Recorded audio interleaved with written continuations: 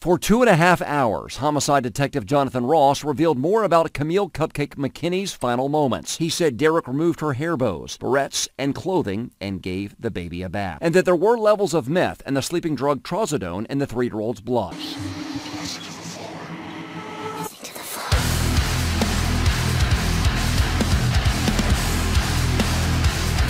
iCkeDMeL on the check-in, and I have a couple of updates, disturbing updates on Kamille Mckinney, aka Cupcake, Patrick Stallworth, and Irisha Brown's being charged with murder. His hearing was yesterday. Hers is coming up on Friday. Patrick Stallworth was charged with her death. Now, Derick Brown also faces a capital murder charge in this case. She will be in court for her preliminary hearing on Friday. She's the girl that was kidnapped and killed and found 10 days later in a dumpster. Mckinney was found in a dumpster on October 22nd, 10 days after being kidnapped from a birthday party. So let's get the details laid out. And I'm limited on time and I can't go on a rant. It's early morning, daughter sleeping. Prosecutor said that DNA of Stallworth, Brown, and Mckinney was found in bloodstains on a plastic sheet around the mattress laying in the living room in Brown's apartment. Prosecutor Misty Reynolds pointed out that FBI analysis found the DNA of Stallworth, Brown, and Mckinney on a plastic mattress cover. They also said that she had toxic levels of methamphetamine and trazodone in the girl's body. Why would you need to give a 3-year-old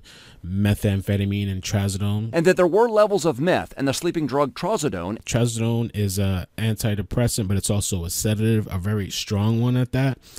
You got to be some really sick, demented people to give a child not only trazodone, but methamphetamine. I can only imagine what this girl was going through in her last moments. Ross testified how Stallworth admitted to seeing Mckinney in his girlfriend Derick Brown's apartment. Here's some more interesting information. The detective Jonathan Ross stated that Stallworth bought nearly $20 worth of candy from a gas station only minutes before approaching teen girls near Tom Brown Village the day of Cupcake's disappearance. FBI phone tracking records put Stallworth at the scene of the kidnapping on October 12th. It stated that Stallworth, Patrick, originally lied about knowing anything about Mckinney's disappearance.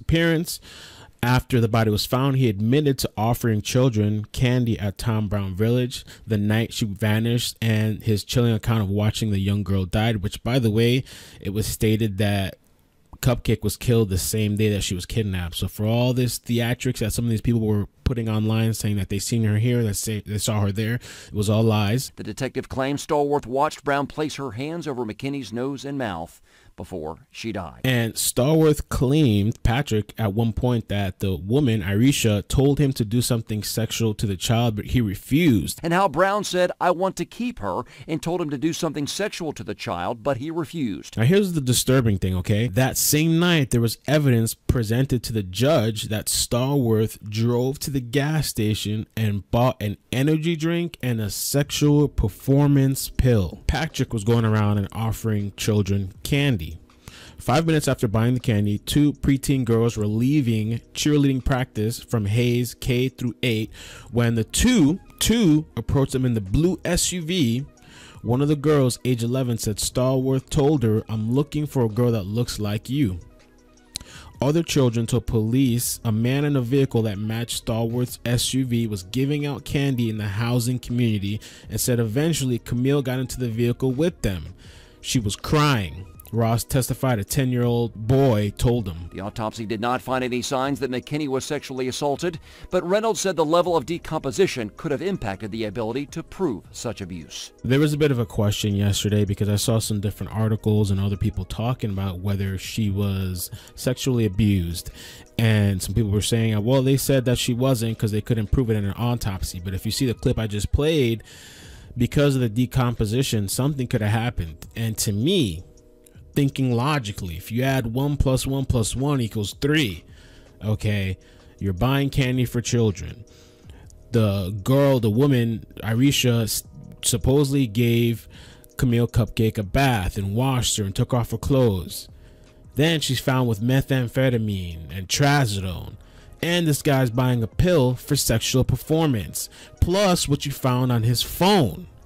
I mean, is it that crazy to think that something inappropriate was done with this girl besides just asphyxiation and giving her a bath and putting her to bed with a bunch of drugs and a pill enhancing sexual performance? Come on! Anyway, because of the limited time, I gotta go.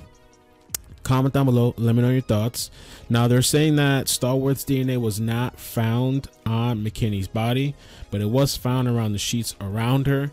So sometimes there's guys like this. I mean, I don't know what Irisha's role in this was, but there's guys like this, these weird guys, okay, that they can't get it up, that they're into kids, and they got to pop a little pill, and, you know, maybe he didn't, you know, I don't want to get too graphic, but there's plenty of other things that he could have done. And I wonder if this was their first time, and you look at the history of Irisha and you look at what was found on this man's phone, it's just disgusting. The other thing you have to expect is that both of these people are going to be pointing the finger at each other, and who knows when a bath was given. Maybe they all did, both of these people did what they had to do or wanted to do to Cupcake and gave her a bath after to clean off the DNA. You know, so who knows what really happened? We just have their word to go off of and what we found. I mean, just truly horrible and disgusting what was done to this little girl. And I think, frankly, that they should both get the death sentence. Both of them. That's just my thoughts. Comment down below. Peace.